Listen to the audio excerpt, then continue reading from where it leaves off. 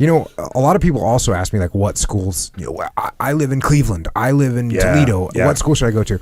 And I think one thing that people should realize these days, the days of like, hey, there's some shyster that's running around saying he's a black belt, there's not a lot of those guys left anymore because the internet has just overtaken them and they just get called out.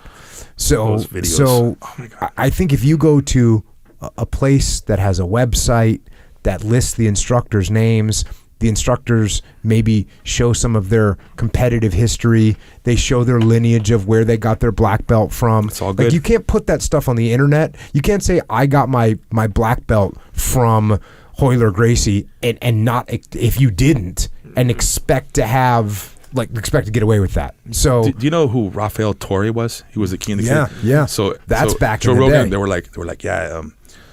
So he said, can you drive me out to the forest? I have a kumite to go to. And they drove him out there, and he got out with all the stuff and went in the forest and came back like 3 hours later with like a trophy. It was like the next day. Yeah, or next, and they're like, they were won that. Wait, was Joe Rogan? Was it Joe Rogan or Eddie Bravo? Eddie Bravo. And he's like, I beat 10 guys.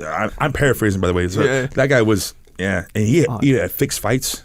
It's like he fought a student. It was work. It was a work. This is about 15 years ago. Of course, he's in prison now. Yeah. He's gone. So that guy, this is an example of what it used to be like. Yeah. A guy could show up somewhere, put a black belt on. Yeah, put a black belt on and be like, I'm a black belt. I got my black belt in Brazil. I trained down there for 4 years, and I'm a black belt, and I won this and I won that. And he didn't win anything, and he was just a liar.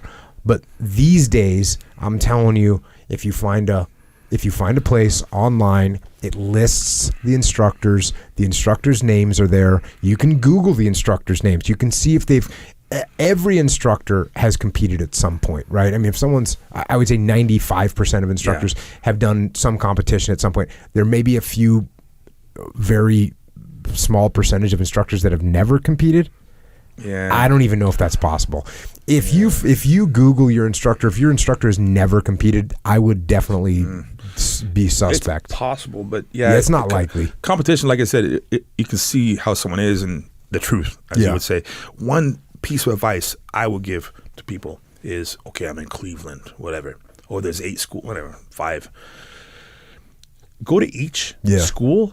Don't say you live there. Say I'm visiting from. You're lying, but it's a white lie. Yeah, it's okay. God will forgive you. You say, hey, listen, I'm a white belt. I'm from Florida.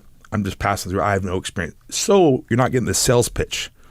The instructor's representative, not his real self, is trying to impress you, so you sign a contract. Signing a contract is okay, but if you believe in the instructor, you like what he's saying, you like the environment, because then as a visitor, you're going to see like this person's not trying to sell me something. You can see how they actually are. And if you hear what they're saying, it's making sense to you, and you vibe with the energy, or let's say the style or the personality of the instructor, go to all 5 gyms and pay the day fee, $20-$30, and just try it, and then come back.